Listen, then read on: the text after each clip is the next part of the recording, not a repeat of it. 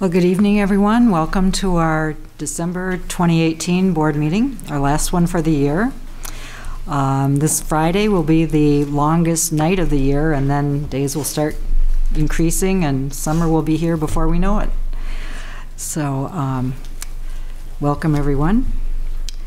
Let's see, I'm Anna Marie Pavlik-Rosen, Chair of the Board. To my right is Walt Baldwin, our Vice Chair, Don Harrell, our Secretary-Treasurer, Steve Mason, Member, and James Liebman, our Attorney for the Board. Our first item for today is consider approving meeting minutes from the November 20th, 2018 board meeting. Has everyone had a chance to take a look at those? Do we have a motion to approve the meeting minutes? I'll second. Okay, Steve made the motion, Don seconded. All in favor of accepting the meeting minutes for November 20th? Okay, motion passed.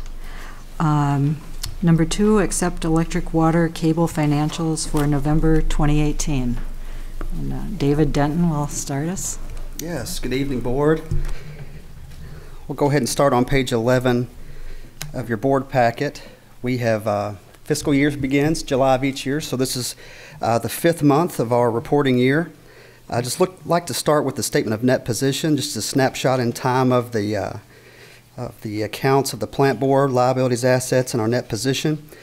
Starting with our assets, total assets for the date as of November 30th, line 65 there, we're just over $79.3 million. As I state every time, and I can't imagine it ever changing, that our largest assets, 65% of those assets are included in property, plant, and equipment, net of the depreciation associated with those. Looking at our liabilities, lines 70 through 130, total liabilities as of November 30th were just under $96.8 million. I kind of look at our liabilities in 3 different sets. Line 70 through 85 is our accounts payable, accrued expenses, customer deposits.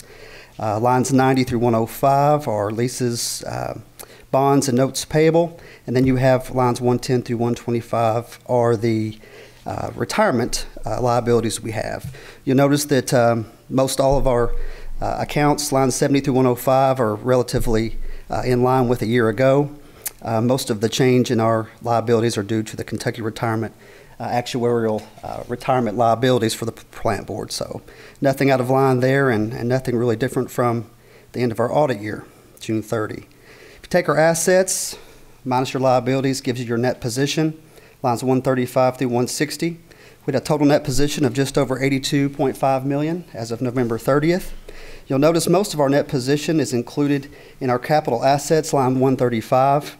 If you were to take line 45, property, plant, and equipment, and subtract lines 90 through 105, the debt associated with the assets, you would get that $75 million number. So most of those are included in our capital assets. Liabilities and net position for the period, just over $179.3 million. Be glad to answer any questions on that. If not, I'd like to turn to the next page, page 12. It's our cash and investment schedule as of November 30th. You'll notice on line 80, the plant board had $26.2 million in cash, restricted and unrestricted cash. And on line 130, restricted and unrestricted investments of just under $9.5 million. You'll notice those also have the bank account name and also the institution they're held. Any questions you have on that, I'd be glad to answer them. If not, I'd like to move on to page 13 and look at our loans, bonds, leases, and loans payable. We started the fiscal year out just under $42 million. You can see through the first 5 months of the year, we've paid down just a little over $2 million, leaving our final balance as of November 30th just under $40 million. And as we talked about during the budget period, we're on track to pay down our current bonds, leases, and notes payable by 12% this year. So that is a good stat to be able to say. If there are no questions on the debt section, I'd like to talk briefly about the financial performance of the plant board through the first 5 months. Flip over to our statement of revenues, expenses, and change in net position on page 15. This is the detailed report. It shows our revenues and expenses and our net contribution. You'll notice on lines 5 through 20 are operating revenues, $43.2 million for the first 5 months, doing better than expected in all lines of business. Primarily, our budget to actual difference of a positive $1.1 million, primarily due to our electric revenue. And you'll notice our operating expenses, lines 25 through 50, and general and operating expenses, lines 60 through 280, are under budget as well, with other revenue on line 350 doing better than we expected. So our net contribution for the first 5 months, line 355, just under $5.5 million. So revenues better than expected, expenses contained and better than expected, give us a nice financial result for the period. We have in there additional statements for all of our lines of business and admin sections, plus our check registers for our 2 most used accounts, and all kinds of good information of our check register as well. So that's our quick summary for the first 5 months of the year, and I'd be glad to answer any questions. I do have a question. That we're able to keep our expenses down, do you think that's relatively mild weather, or just luck of some sort, or how do you? We have most of our expenses, we take a 12 months and just spread it out over a 12-month period, so the expenses in the real world aren't landing equally each month. So I think it's just a matter of timing for most of it. When you look specifically at power, wholesale power cost, you will see the big fluctuations occur in summer and winter. So I would expect that power supply number, power cost, I should say, to increase substantially coming up in the cold months of January through March. So we can be pleasantly optimistic, but I think you'll see these numbers tighten as we approach right. June. Yes. Okay, good. Thank you. Thanks. Okay. Next, we have. You need a motion. Oh, do we have a motion to accept the financials? Thank you, James. So moved. And a second? Okay. Motion from Walt and second from Don. Okay. All in favor? Aye. Aye. Opposed? No. So that passed. Thank you, David. So our next item is public comment. So.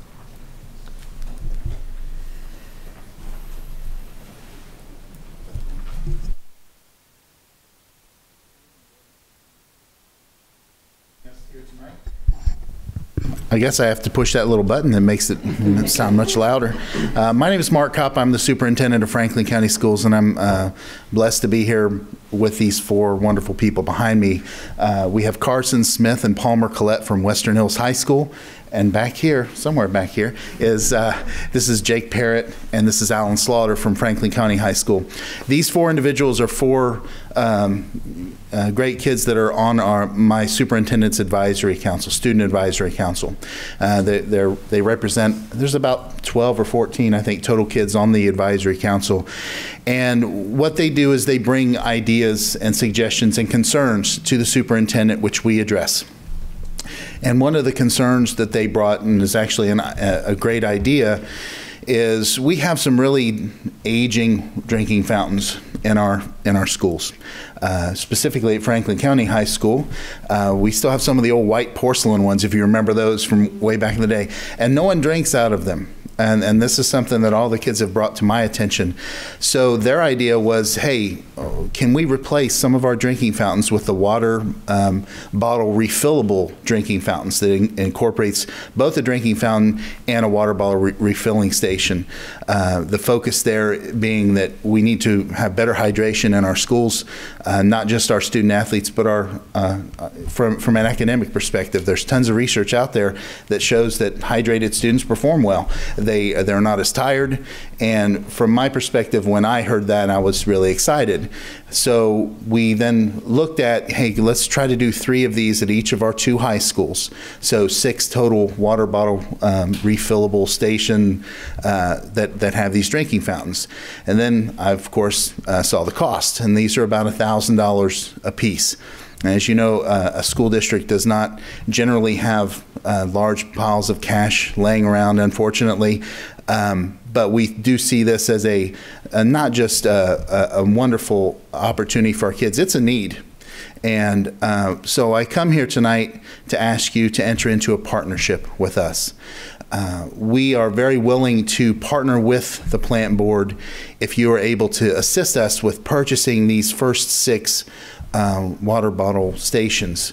And I say these first 6 because eventually, from a district perspective, we hope to see these in every one of our schools, elementary, middle, and high. We are committed to not only buying they all have these filters that come with them, and we've gotten some quotes on those. You know, a pack of filters, a 12-pack is about $700.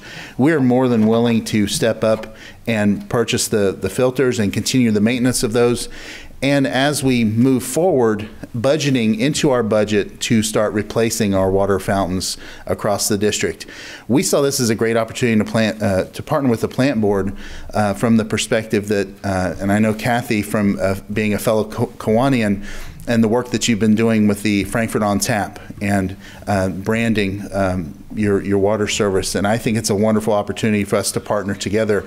If you would like to brand those drinking stations, obviously we have a lot of community members who come into our schools to go to basketball games, and we're more than willing to partner with you if you're able in some way to help us offset some of this initial cost.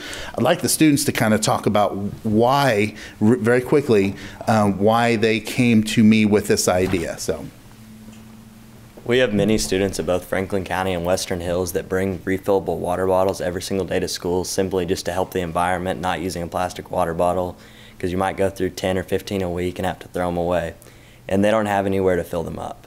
So we want a way for our students to have clean water to be able to fill it up with these stations.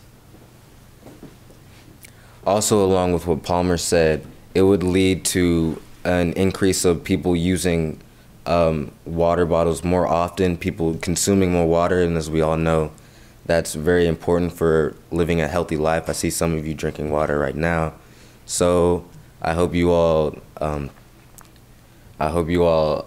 offer and help us to get these water stations so that we can live healthier lives. I'm from Franklin County. Many of the water fountains there have begun to fall apart. In the band hallway, for example, it's been leaking for several months, which has greatly added a cost to the district. And so the school decided to tear it out, and now we don't have a water fountain back there. It's very important to, as Mark Kopp said, to add these water fountains in, because it allows for these students to remain hydrated, especially when you play a brass instrument and your mouth gets dry from that. And seeing these water bottle filtration systems be put into schools will be a remarkable thing for not only this district, but for the county and for the Frankfort Plant Board as well. All right, well, first off, student well-being is the most important thing about a school district. It needs to be ensured for every single student that goes through every single building. And as I've noticed through our district, many schools are being rebuilt, namely Collins Lane, which is the most recent one, Hearn Elementary a couple years ago. And many of these schools are updated, they're newer, they're nicer, their systems are cleaner, which also means their water fountains are a little bit better. And both Western Hills and Franklin County are two of the oldest schools, if not the oldest schools in the entire district. And I think just a simple way that we could begin to update those schools is by bringing in these new water fountains, just offering a new, safer method for students to consume water, to improve their health, and also the health of the environment. That was a weird word for describing the environment, but I believe that it would be both beneficial to our schools, our students, and our community as a whole. Thank you. And we're in wonderful shape as a community with folks, with kids like these supporting us and coming to us with ideas like this. And we would be more than glad to answer any questions if you have any at this time.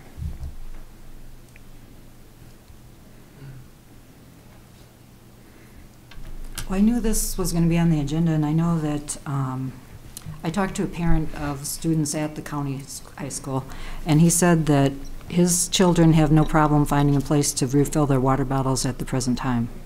Okay. Well, there are drinking fountains there. We're not saying that there aren't. Okay. These are just going to be much easier to use. It's filtered water, and because of the filtration systems that are in them, and much more attractive in terms of actually promoting hydration than just the current drinking fountains. Yeah, I don't want to claim that we don't have any drinking fountains in our schools. We do, and the drinking fountains are operational for the most part, except for the one that Alan talked about. But these would be a really positive boon for the health of the students at the schools. I promise you that. And this is something that has been brought up in multiple schools over the years, and it's always been the only barrier to doing this has been just the initial expense. A drinking fountain costs about $300 to put in. This costs about $1,000. So there's a significant difference. But you're also getting the ability to stick a water bottle under this filling thing without touching anything. So again, you're from for a germaphobe's perspective, you don't have to, you just stick it under there and it automatically fills the water bottle. It also has a drinking fountain built into it, so if you don't have a water bottle, you can still get a drink out of it just like a regular fountain. Okay. Thank you. Sure. Any other comments? Okay. I appreciate your kind attention, and thank you for considering this opportunity. Okay. Thanks. Thank you. Do we have any other public comments? Okay, go ahead. Kathy? Thank you. The reason why that I decided to speak tonight is because I read daily devotions. Kathy, is the button turned on? Or I think. Where's that little button at? Well, there it is. Thank you. Okay. Anyways, I read a devotion. I've been doing that for years and years, and so it told me to make a list throughout this past year of the blessings that you've received or friends that you've made. So I was going through my list, and also my list of who I take care of, my caregivers at church, and what I can do for them. So I decided to make goodies for them. But I started thinking and looking around my house, and I thought, I need to thank the garbage people, the trash, the recycling people, the people that bag my groceries. Then I got to thinking about the people who let me have utilities. And I just want to say thank you to you all, anybody else here on the board. How lucky that Frankfort has that we have you all and you all to come to voice our concerns, to fuss at you when we feel like we need to. We're just one lucky community, and I'm a proud Frankfort Plant Board person. I appreciate you all, and you all are indeed a blessing to me. And I just want to say thank you for this year. Thank you, Kathy. It's a very nice greeting for the holiday season. It is. Do we have any other public comments? I think perhaps not. Okay, thank you. We'll move on to department reports. Website customer comments, I didn't see any. We didn't receive any. Okay, so the cable department? Yes, the cable report starts on page 96. The first page of the report, actually the first 3 pages are the cable outage reports. We basically had one outage last month. It was a blown fuse. I believe it was during a storm. So, and compared to last year, that was, I guess last year this time we had 3 outages. This year only 1. The next page of the report on page 99 are the trouble call resolution chart. And basically we're seeing what we've seen the last couple months. It's a lot of customer equipment, customer education, going in, talking with customers. A lot of it has to do with the internet, needing to upgrade their routers and things of that nature, or replace a switch or a bad piece of a bad computer or something. So we're seeing a lot of that and taking care of those. Page 100 is the service penetrations. We're looking pretty good for this time of year. Everything's on the up. We're a little down in security and VOD and pay-per-view, but other than that, looking pretty good. Be happy to answer any questions anyone might have. I have one question on not FPB related errors. It was up to 118. Right. Compared to last year's 69, and, Yeah. but it's high overall. Is that a seasonal change, or what do you think happened there? No, basically what we're seeing is a lot of our modem customers are, I'm sure you hear it because you're on the board, but we have a lot of customers that are having issues with internet speed, and a lot of times when we get there, the actual, our side, FPB's side is good, but they have an old G router or something and they're subscribing to a speed they can't get, or they got, you know, maybe they have their own modem, and it's time that they need to upgrade their modem to, you know, a DOCSIS 3 versus a DOCSIS 2 or something like that. So that's what a lot of that is actually doing, upgrading the equipment in the house. It seems to have spiked some here in November. It's been probably the last, if you go back for the last 3 or 4 months, that's Okay. been the highest category. And that we kind of dig it in to see what was going on, and that's what a lot of it is. Okay. So when we go to a customer and identify that as the problem, do we charge them for a service call, or how does that work? usually not. We know, we tell them what the problem is. We tell them that we can rent them a device, or they can go buy a device and then call us with those numbers, and we will authorize that on their account. I see. So it's really up to the customer. Okay, thank you. Any other questions? Okay. Thank you, Adam. Okay, so next, customer service.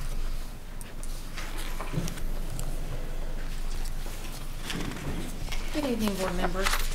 Let me push the button. There we go. The customer service reports are on pages 101 to 104 in your board packet. Looks like we added 165 new customers in November, took 4,777 calls, 1,349 walk-ins, and 6,720 cashier transactions. The other reports include the CMS breakdown and the in-office customer breakdown for what people are coming in to do, so we can start to review their needs. And then something else I wanted to mention was the customer service with Santa this past Friday was a really big hit with the community, and it went over really well. We had about 50 to 60 kids come through. So, any questions that you all have? Anyone else? Thank you, Cassie. Okay, electric department. Scott.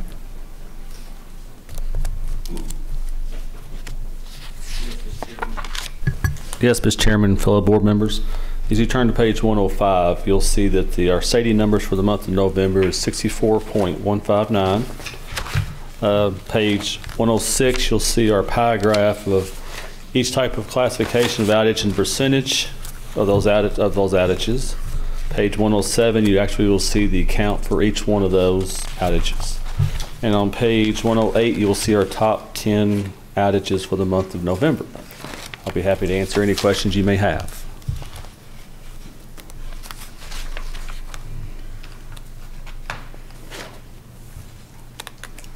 Good. That's good. Thank you, Scott. Okay. SEPA. Yes, Madam Chair. Board, the SEPA graphs and reports start on page 109 of your board package. And you will notice for the month of October, we actually came out on page 110, $26,503 ahead. So that was a good turn from last month. And that gives us annual total of $50,036 in the black. So we're glad to see that. And of course, 111 is our total, running total for the whole time we've had SEPA. Part of the reason for the increase this month is, if you remember, we discussed a little bit last month that there were some medium voltage cables that were being taken down for some maintenance issues, and that took some of the things offline last month. This month, all that stuff was back up and running, so we actually doubled the amount of energy that was available and allocated to us. The price of energy was down a little bit, but with the double allocation of energy over what we had seen the previous month, brought us the total you see, 26,000. So I think in our budget, what did we discuss, David? It was 27,000 is what we had budgeted for the year, so we're ahead of that point so far. I'll be happy to answer any questions you might have. And so that was the October data. Yes, ma'am. So we still have November and December coming, but it sounds positive. Yes, ma'am. Okay. Thank you. Mm-hmm. Okay, KYMEA.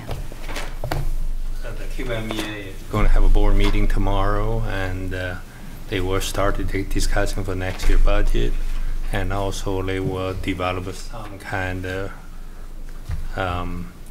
rate for the group. So that will be coming in next couple months. I will report more next month or following months the detail process. Okay. Thank you. If you have any question, I will happy to answer. Okay.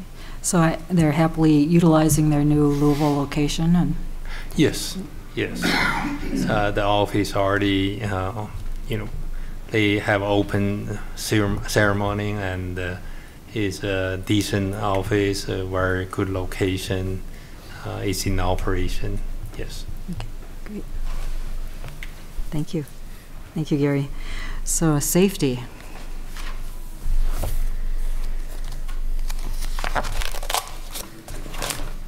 Is there a button we have to push? We did have an accident where a cable installer slipped on a wet deck at a customer's residence, and it went down and was in some pain, so he was placed on restricted duty, but there were no vehicle accidents last month. That's good. Thank you. Water distribution.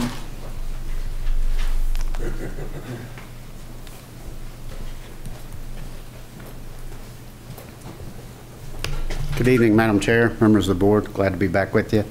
Water distribution report, pages 115 through 117. 2 main breaks and 1 outage, and we did also receive notification from the state that we have permission to install the water fountain at Farmers Market. So we'll be in the process of getting those ordered and getting that installed. We have to see, we're going to wait and get permission from the city, our written approval that they're committed to their part of the 2, and then we'll proceed with installation on those 2 fountains. And probably in the spring, or? Probably February, March. We'll try to get them as soon as the weather kind of breaks, maybe even before. If the ground's frozen, we might be able to try to get that process so they're ready for spring to open up when we open up the rest of them. Okay. Have them all ready. That sounds good. I know I've talked to some of the farmers market vendors, and I'm very interested in seeing that go in so they don't have to deal with plastic water bottles. Yep. Hopefully that'll help them out down there. Okay. Thank you. Thank you, Ellen. So water treatment.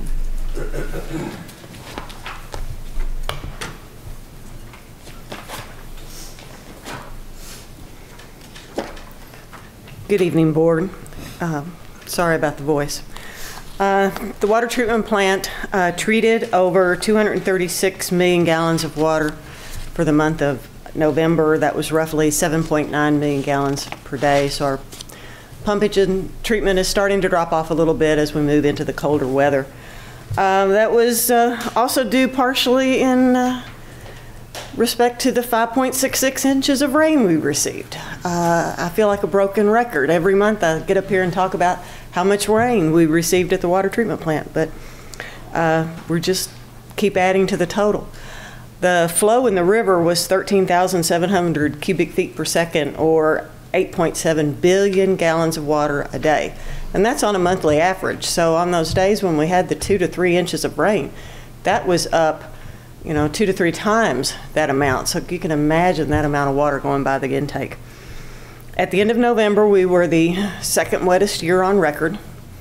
According to the Kentucky Mesonet, we became the first, the wettest year on record the first week in December.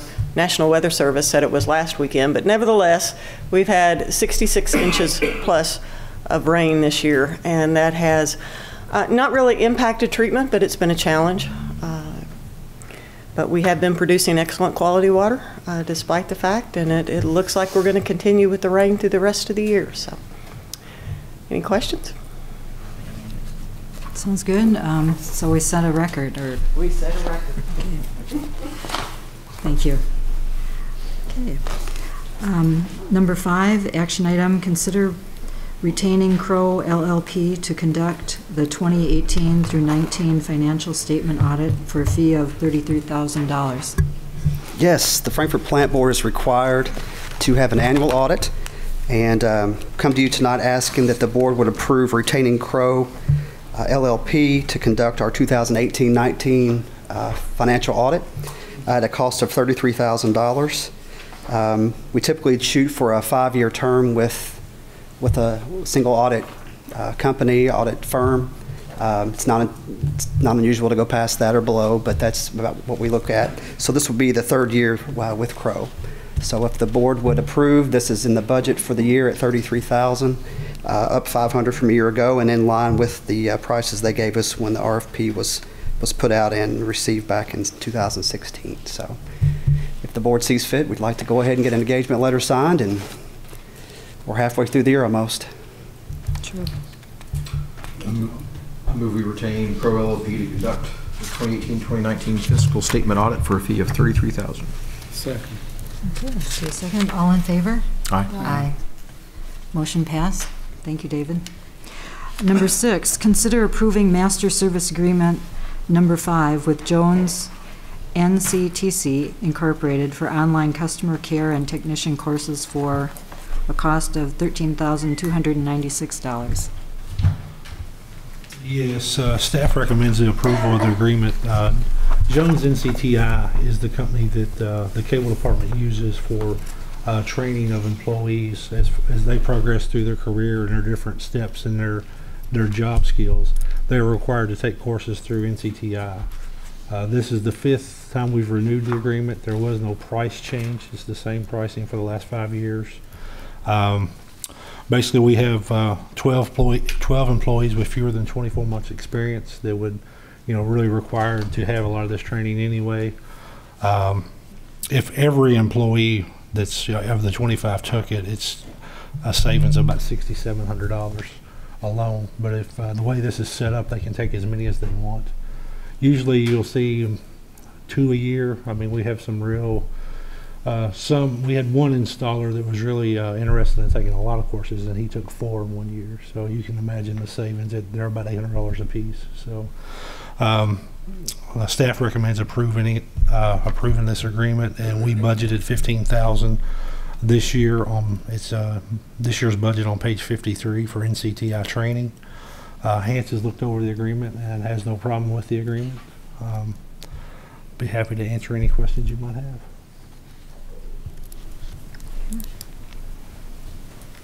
Any discussion or comments? I'll bite. I move we approve the master service agreement with agreement number 5 with Jones NCTI Inc. for online customer care and technical courses for $13,296. And Steve seconded. All in favor? Aye. Aye. Motion passed. Number 7, informational item, Kentucky Employee Mutual Insurance, KEMI, presented FPB with the 2018 Destiny Award.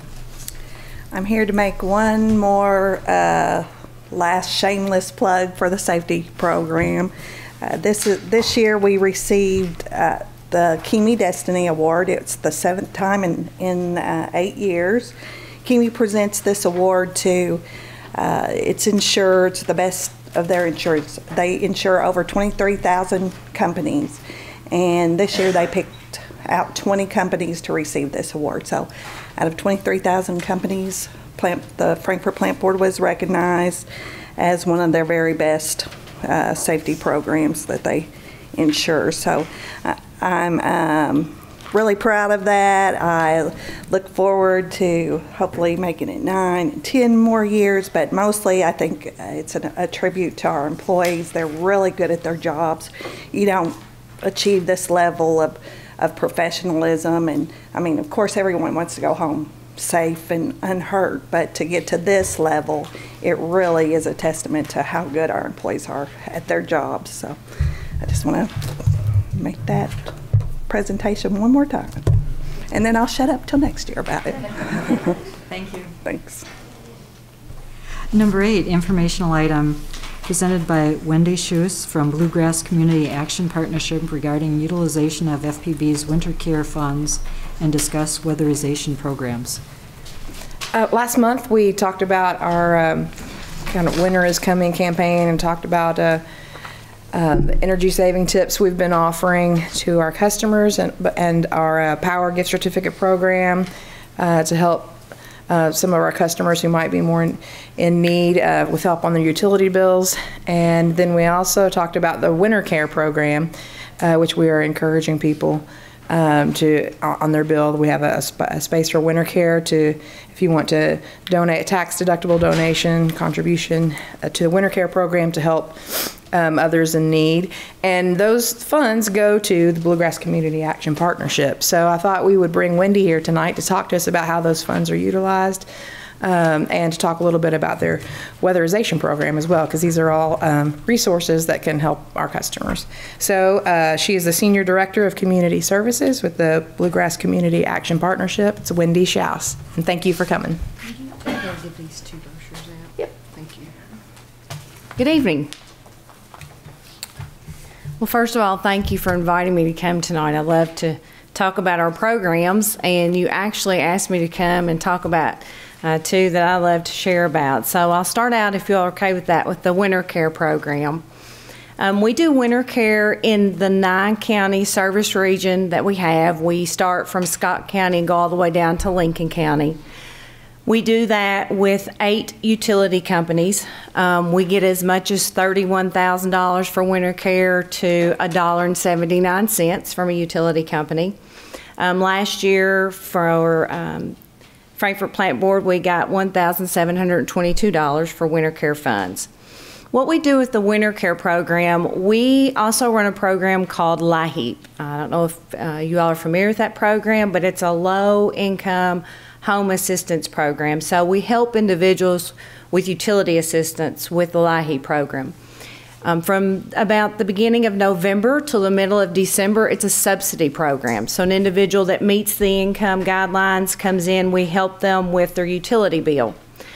Then starting January 7th will be the crisis portion of the LIHEAP program. And that means an individual has to have a disconnect notice for us to help them with that program. So as you can see from what I just told you, there's a lapse in time from the subsidy to the crisis portion. We use winter care dollars then. We also use this program when an individual falls between 130% of the poverty level to 150%. Now you would be amazed at the number of individuals that we see that fall in between that 130 to 150%. But they only qualify for a LIHEAP if it's 130% or below in the poverty level. So we use the winter care dollars to serve those folks during our LIHEAP season, then again in between subsidy and crisis. Any questions about winter care? That's kind of it in a nutshell. It is utility assistance with the Frankfort Plant Board.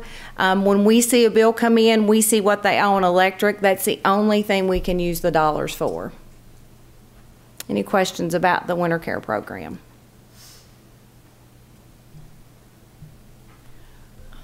This isn't specifically, but do you all coordinate with Roslyn here in town as far as helping people pay the utility bills? We do.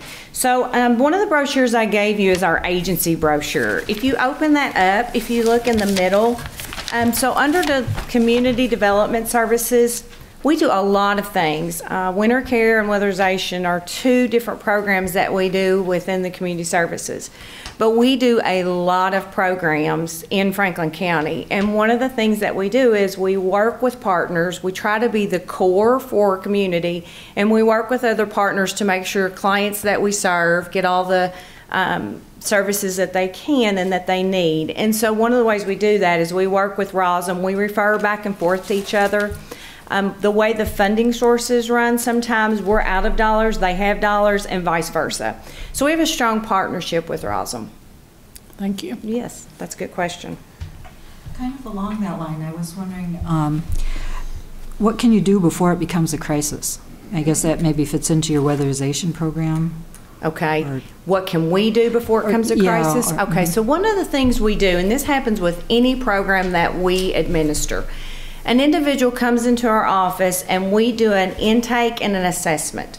So we assess their situation. We try to find out what are their needs, what are their goals, what are their skills. We do a lot of employment assistance, so folks come to us, they may not have a job. A lot of times when you don't have a job, you find yourself in a crisis. So we try to help them find employment. We look at the whole household. We look at other folks that may be piping into that family situation. So within that intake and assessment process, we try to prevent a crisis. But many times folks come to us, and when they get to our door, they're already in the crisis. So we try to meet the crisis need at that point in time, but then we start that process over again. And we talk to them about, okay, you came to us today, you're in a crisis. What can we do the next time to help you not be in a crisis? Okay. Thank you. Yes. Any other questions about that? Okay, so let's move into the Weatherization program, another awesome program. Hopefully everybody in here has heard about the program, but sometimes it's one of the best kept secrets ever. We also administer this program in 9 counties. This is a energy efficient program for low income families. How this program runs is that an individual goes to one of our community developer offices in the 9 counties. They complete an application and we determine if they're eligible. If they are eligible, we go into the home and we do an inspection. And with that inspection, we do an audit to determine what needs are in that home to make it energy efficient. So some of the things that we do with the Weatherization program, we do a lot of insulation work. We do a lot of duct work. We do new refrigerators if a refrigerator's needed. We do heating systems. So a lot of times we see heating systems that are worn out, heating systems that are in need of repair. We can replace those. We do a lot of electrical work. We see electrical work in homes that's really dangerous. And so we do electrical work. This week, for example, we were in a home and we had done some work there and there were some major electrical issues. So we were able to work with an electrician and get that repaired. We work in homes that could be as big. Recently, we worked in a home that was 3,600 square feet to 700. We do a lot of mobile homes. So if you're familiar with a mobile home, you know there's a belly to a trailer. And so we do what's called a vapor barrier underneath the belly of those trailers to keep that heat in. I've had the pleasure of going to some of the homes that we've done weatherization on, and it's amazing to see what type of heat flow is coming up into the home, which a lot of times is almost none. And then once we do the repair in the crawl space, it's amazing to see what type of flow is coming into the home after the repairs that we do. Right now, we probably have a waiting list of about 150 clients in the 9-county service region that we serve. That's pretty common to have a waiting list because it's all based on a ranking system. The federal government has a ranking system that we have to use, and who we serve is based on the ranking system. So it's possible that you could be assessed and then 3 months down the road get the service. It's also possible you could have been assessed 2 years ago and still waiting on the service because, again, it's all based on the ranking. And elderly and disabled are served first. So how does that work if the resident is not the homeowner, it's rental property?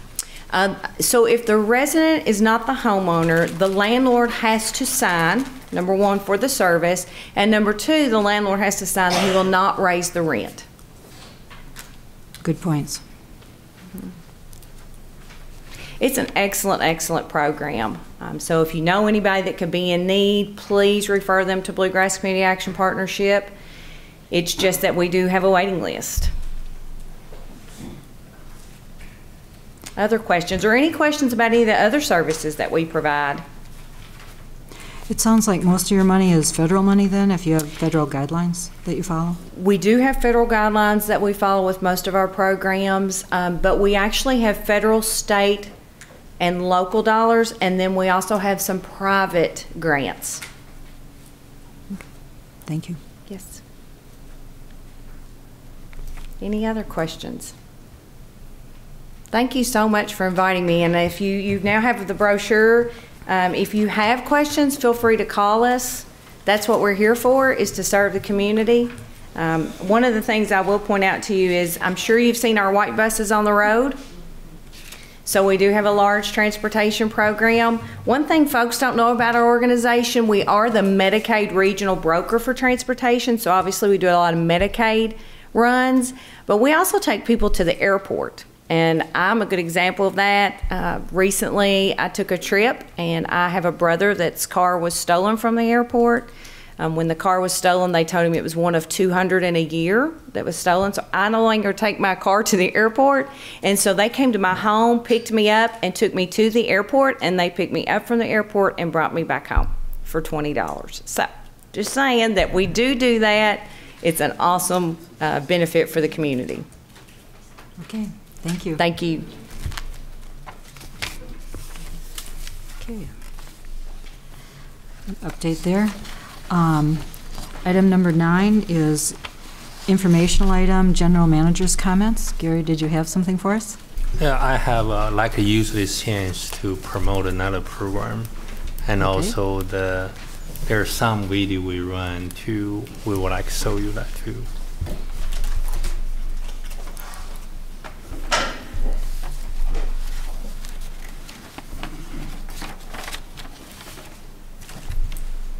Okay. Tonight, we want to talk about that we are going to launch a Roundup program here at the Frankfort Plant Board. If you've been shopping anywhere pretty much recently, when you check out, they might ask you if you want to donate $1 to charity, or they might ask you if you just want to round up. And which do you think people say yes to more, as if you round up? That's what marketing researchers have found, that people are more likely to give if you round up. And you may think that, you know, that's just pennies, but if everybody's doing it, they add up. So it's something that we want to try here at the plant board. And it's a simple way to give back to your community. The program offers FPB customers the opportunity to round up their bill to the next highest dollar. For example, if your month's bill is $128.62, you would just pay $129. The difference of 38 cents will go to Bluegrass Community Action Partnership, who was just here, the Winter Care Program. And those funds are available to those most in need to pay utility bills for their winter services and just what she was just describing. Pennies you contribute each month to Round Up for Change is what we're calling it. When combined with the pennies of other customers, it could really make a difference in people's lives. So by participating, you'll contribute an estimated $6 a year, because if you're just doing a roundup on a bill once a month. So a small amount to help a worthy cause. So if 20,000 of our customers participated, approximately $120,000 could be contributed annually to the Winter Care Fund to assist our neighbors most in need. It's a voluntary program. Customers can sign up or opt out anytime by completing the Roundup for Change form. And we'll have that on our website. Here it is on the website now. Oh, you got it. Drive it. And scroll down. Here's information about it, kind of what I just went over, and then there's a link to the form right there, and you just print it out and you can bring it in, our customer service. We've talked with Cassie and April about how it will work. We'll get them the information, have information about it available in the lobby, kind of do the marketing that we've done on social media, and we'll do a spot for it as well to encourage it. It is, although it may be averaged out to be $6 a year, it is tax deductible. So that's if someone asks that.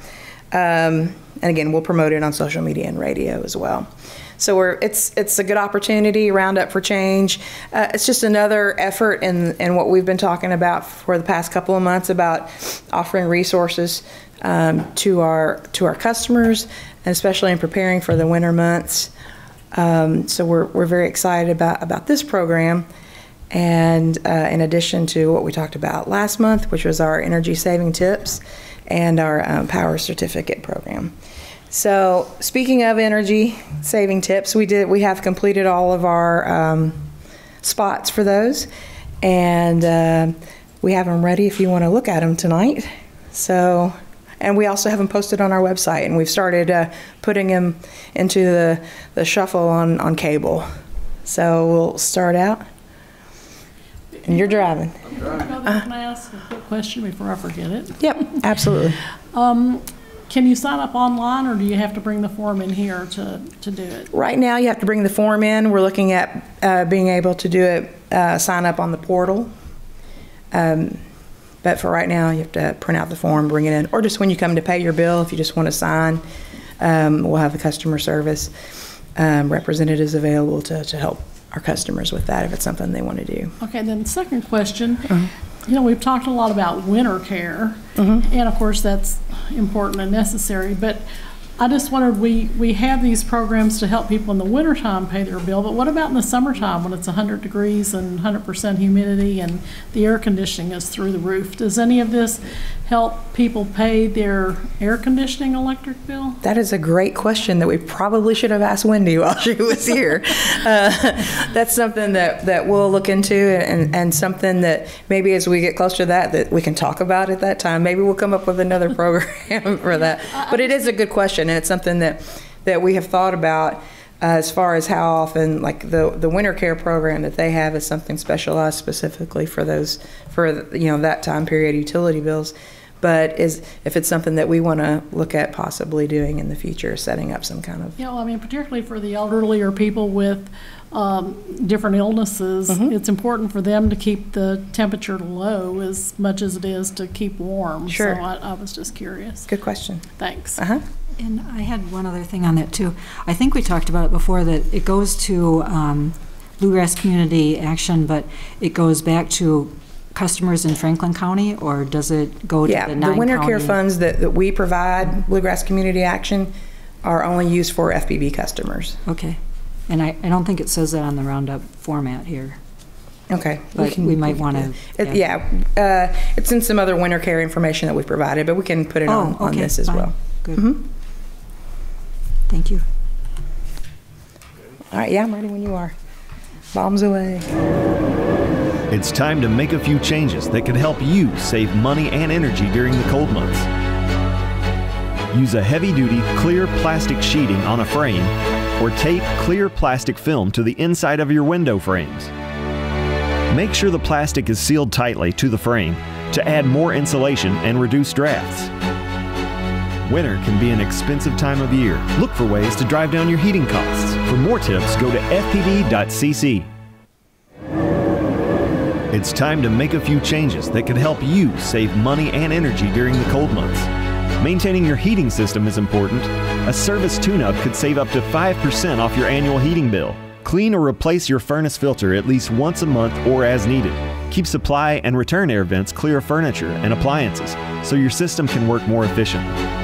Winter can be an expensive time of year. Look for ways to drive down your heating costs. For more tips, go to fpb.cc. It's time to make a few changes that could help you save money and energy during the cold months.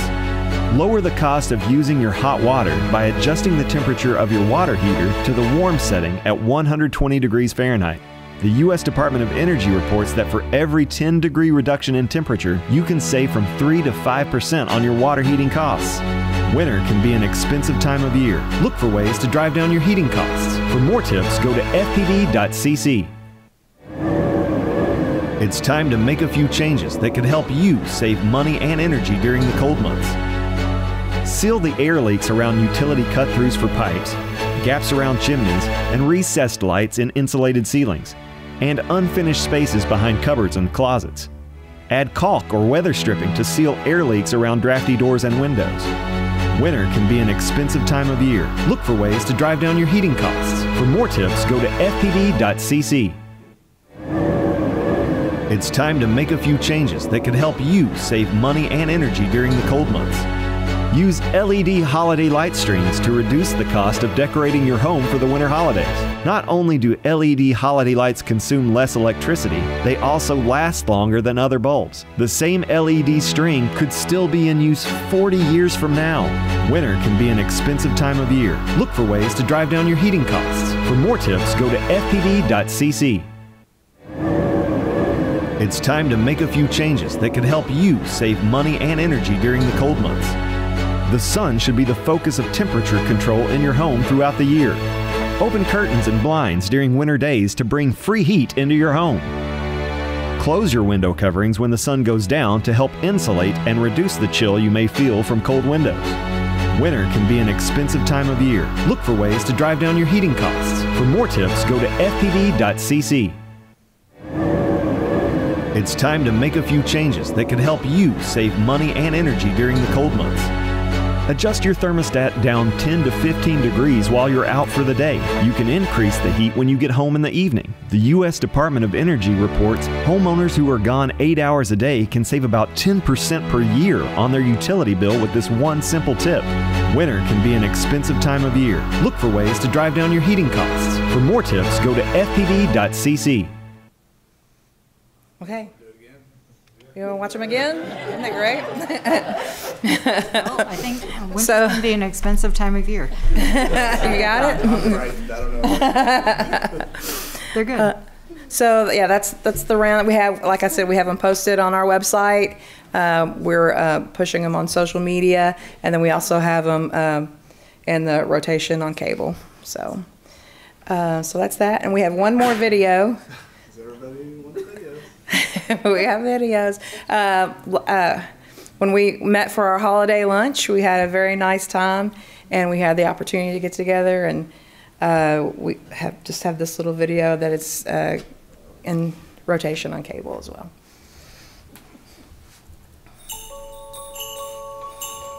The Frankfort Plain Board is proud to have served our community for 75 years. We appreciate our customers and offer our warmest wishes this holiday season. From our family to yours, Merry Christmas. Hey. Nice, thank you. That's all we have. Until next month. Anybody have any other questions? Thanks. Okay. Thank you. Okay. Gary, did you have anything more you wanted to? No, we don't let those continue. Right. No, I understand, but I mean, this was a couple of your topics, and but yeah, I think they're good. They're interspersed in there, and I think people should have a positive feeling from them. So okay. Our next item is old and new business. Do we have anything on that subject item number 10? I think we have a closed session coming up. Yes. Do you have language for us for that? Right. Hans gave that to me, and I'll go ahead and read that. Request permission to have chair call a closed session pursuant to KRS 61.8101C to discuss pending litigation regarding the reservoir construction. So do we have a motion to go into closed session? So moved. And a second? Second. Second by Don. All in favor? Aye. Aye. Okay, we'll now go into closed session. Do we have a motion to come into So moved. And a second? Second, whatever. Okay, we have motion and a second. Motion to adjourn. Second. Okay, all in favor of Aye. adjourning? Aye. Aye. Motion